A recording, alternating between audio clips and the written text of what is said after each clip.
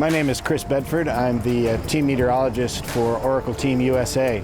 My role is basically fuel manager for the team. That is to make sure that the boat is in the right place at the right time with respect to the wind, which is the fuel that makes these boats go.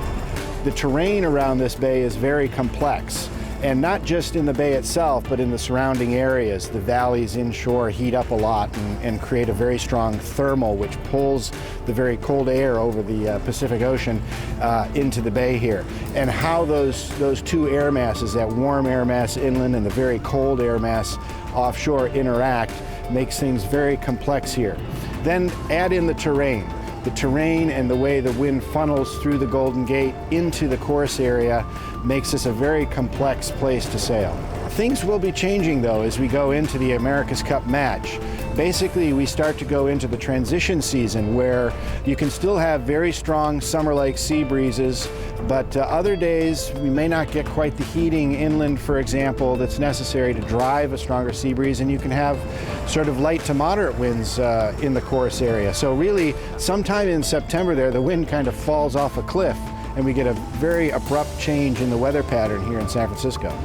We actually do a forecast the night before that tells us what conditions we think are going to occur, and then we have some opportunities as the morning goes on, as we see things developing, to make some other modification changes and changes to how the boat is set up as we get closer to race time.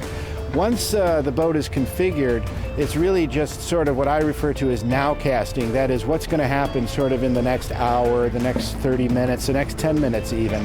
And then that can help determine what their strategy might be during the race. In weather forecasting, there's always pressure, but I've been doing this a long time, and I realize that there's a lot of chaos involved.